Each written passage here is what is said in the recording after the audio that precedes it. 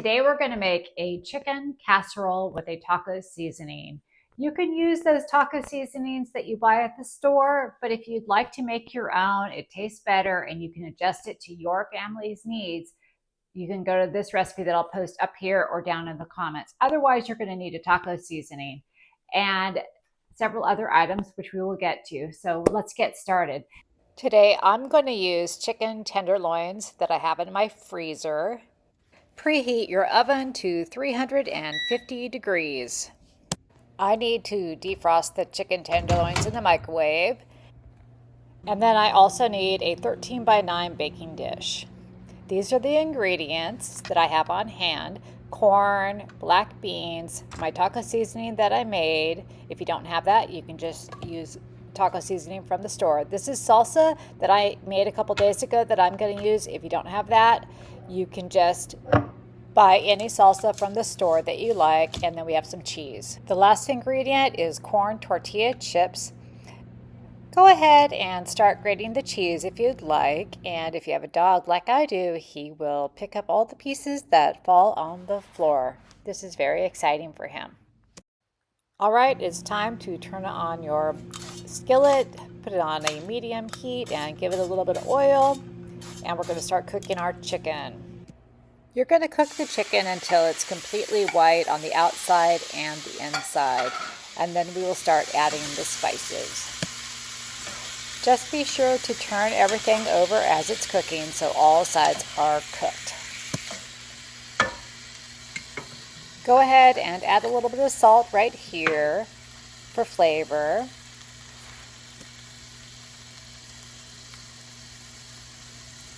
And a few minutes later, this is what it looks like. We got to keep cooking though.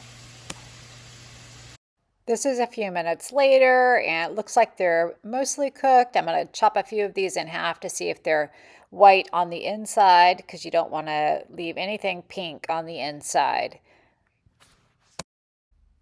So this is a couple minutes later. It's just about done, but there's a lot of water that sort of come off the chicken that I'm going to drain, and then we'll be ready to add our spices in. So it's time to add the taco seasoning. I'm going to do about 1 tablespoon because I want to make sure my son will eat this. You can do 2 to 4 tablespoons of this taco seasoning if you really want to have a lot of flavor for your dish. Mix it really well, get everything sort of evenly distributed, and then we can start adding the next ingredient. Add 2 cans of beans. Add 1 can of corn.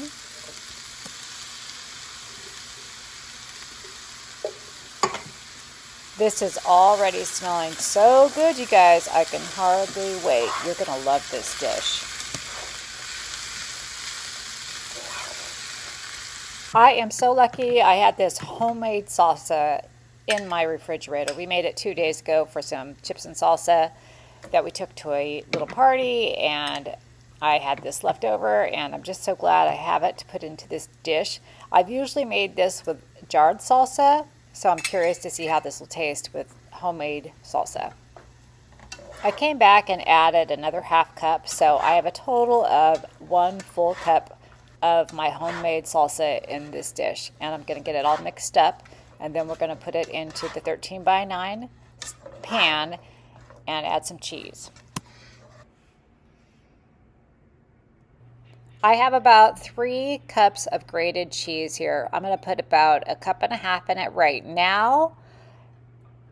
Then I'm going to add my chips onto the top. I've taken these chips and put them in a bag and then just crushed them with my hand so that they are little tiny pieces of chips.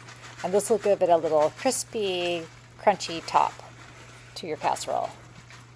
Okay, it's ready to go in the oven. Take a look at that. It's going to be so good. The oven is hot and it's ready to go in.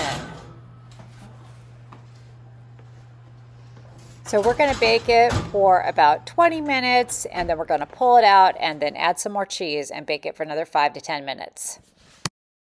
So I pulled it out because it had baked for 20 minutes. I'm adding the rest of my cheese, and then I'm going to put it back into the oven until this cheese melts, and that'll take about 5 or 10 minutes, but not too long.